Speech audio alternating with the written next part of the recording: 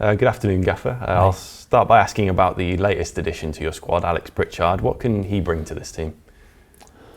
Well, confidence, self-belief, talent, ball retention, ball delivery, personality. I think he's got all of them traits.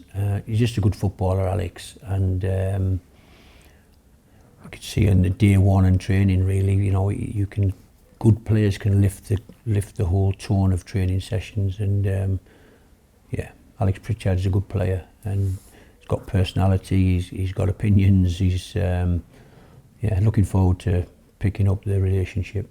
Was he someone you were really keen to bring on board here, especially for what seems to be a really good deal for the club? Yeah, it was basically I could feel from my previous employment that Alex was going to be maybe surplus to requirements, and when things developed as they did last week for him,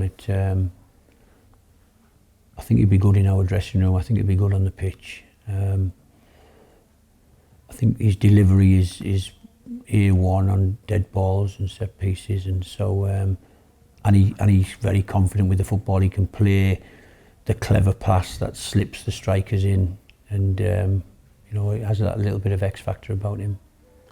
Seung-ho Paik also coming in this week. He will have had plenty of offers from all over Europe, really. But how much of a coup is it that he decided to come here instead? I'm not sure how much of a coup it is. I think he's a really talented player. Again, you can see on the training ground day one how clean he is with the ball, what a lovely contact he makes on the football, whether he's passing it or shooting. Only heard really good things about him, and these first few days of training have shown an athletic, lean, mobile technician, really.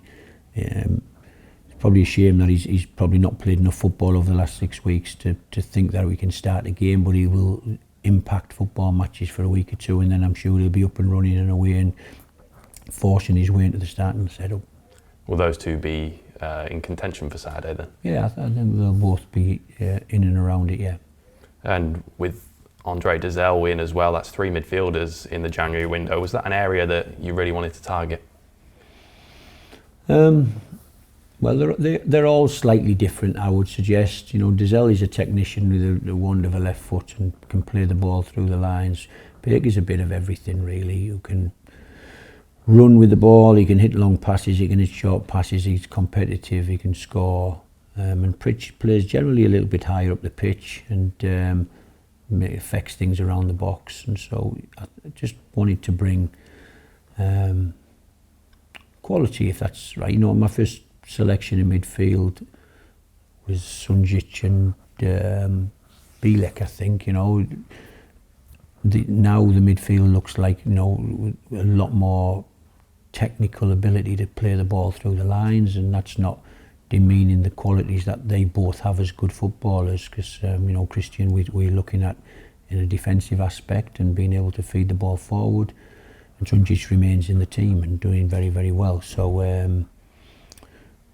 I'm just trying to get balance. I'm trying to bring good footballers to the club. My belief has always been fill the football club up with as many good players as you can, and just watch it go, really. Good footballers make teams win, and trying to just add as many as we can.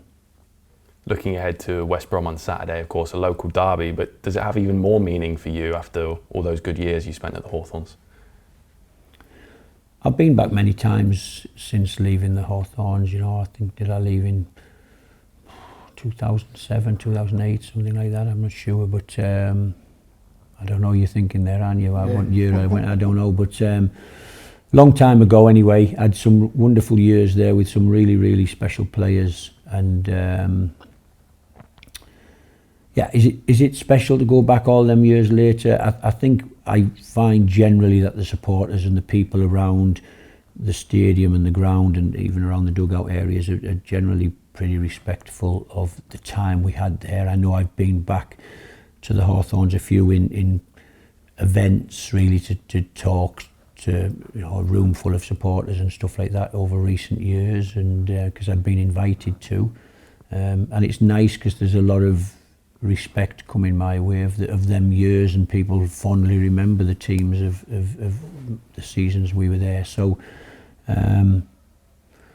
ultimately on Saturday it's about a football match, and we're trying to get 3 points, and as they are as well. You know, we've got plenty to fight for, as they have. They're in a race with lots of other teams to try and make that top 6, and we first and foremost have to win enough football matches so we don't look over our shoulders, which is a very, very congested wrong end of the table.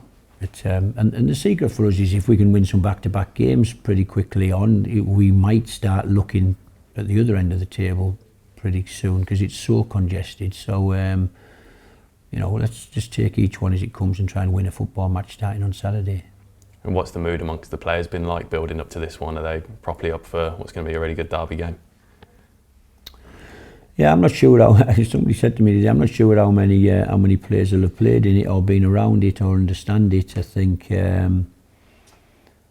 derby games in football generally look after themselves, and I feel the way I try to prepare the team anyway, whether it's a derby game or not, there's an intensity about the team, and hopefully that reflects with the performance at the weekend. Carlos Corberán, like yourself, is keen to play with a lot of the ball at this West Brom side. How do you see that battle for possession going? Well, I'd have to say their record at home is pretty good, I think, and you know, obviously they lost the game at the weekend in the Cup against the Premier League side, a big derby game for them as well, and I'll be interested. They'll be looking to bounce back, I'm pretty sure, and obviously there was some unsavoury moments in that game. They'll be trying to get back, I'm sure, with a good performance and getting the fans back on side. We have to make sure we go there and make life as difficult for them as possible, and try and play the way that we're trying to play and show the identity that we've got, and hopefully that'll give them plenty of problems. And but we're very mindful that Carlos is a very good coach, and his team generally have set patterns of play, and they can hurt you, and they've got very, very good players. You know, a couple of years now when they signed Swift, and they signed one of my favourite players in the league, who's the kid from Millwall, really, Wallace. Yeah, Jed is a wonderful footballer. So yeah, they've invested. You know, I understand that they, you know, I think their parachute payments have either run out or are running out, and so, you know, they've been pretty desperate to get back into the Premier League. It's not easy, of course, and but they'll see an opportunity on Saturday for 3 more points and to keep them in the playoff positions and keep going. For us, we have to go, be aggressive, be tenacious, and make sure they know they're in a proper derby atmosphere game, and hopefully we can come away with the points. And how much confidence were you able to take, despite the result, from that Leicester game where you dominated a large portion? Yeah, we're only trying to create the identity of what we want to do. We want to try and make sure that all the players understand that if we can do this for a certain amount of time, you're going to have chances, you're going to create chances, you can score goals and win football matches. And it's never easy to create an identity from a total different identity, and that has been for quite a while. And the good thing for me is that the players are buying into it. You know, sometimes they, you know, I talked after the Stoke game, and you know, where we actually won the game, but was pretty unhappy with the second half performance there as well, because we had to dig in, and we give up the ball really to try and protect a 2-goal lead. I always feel the best form of the defence is to keep pushing on, keep attacking. Can you score again? And yet when teams do score and you have that style of play, you can be called naive, of course. Why haven't you protected a 2-goal lead by getting everybody behind the ball and soaking it up? Why are you trying to score again? And particularly if they do score, it seems to be naive, but that's you have to accept that as a coach, I think. So generally, I think we're all looking forward to the game. I think there's a confidence and a belief in the way that we're trying to do it. We're not the only team who try to play on the front foot in this division. There's lots of teams, and you know, different levels of success. And we're just interested to go to the Hawthorns, a wonderful place to play football, and see how we get on. But looking forward to the challenge of it. Of course, we had Tom Wagner over from the States last week. He was in the away end at Leicester as well. How nice was it to be able to chat to him in person and have him around the place? Yeah, good. Lots of plans. He's got lots of ambition and, you know, an enthusiastic individual that is a joy to be around, really. The future's is there, you know. Hopefully all the plans that he would like to put in place, and hopefully he does put in place, if they come to fruition, it's going to be an exciting time and an exciting few years, I think, to be a Blues fan. And you know, hopefully we've got a part to play in that journey along the way, and we're aiming to get it started, and as I say, trying to be a team that plays with the ball and can try to dominate football matches and win plenty of games along the way is got to be part of the journey, I think. You know, it's very difficult to go from a team that wasn't really too fussed about the ball, was happy in a deep block, happy to play transition counter-attack football, and you know, if you look at data and statistics, it's not many of those teams actually get promoted. You could argue that Leicester last week, the biggest team who did win the Premier League, playing with 30% of the ball. You know, we've already scored a lot of goals that year, but generally, I think there's some stat out there, you know, the high 80s or 90% of the teams who get promoted or win things are the team who dominate the ball, and that's the team we are trying to be somewhere along the way.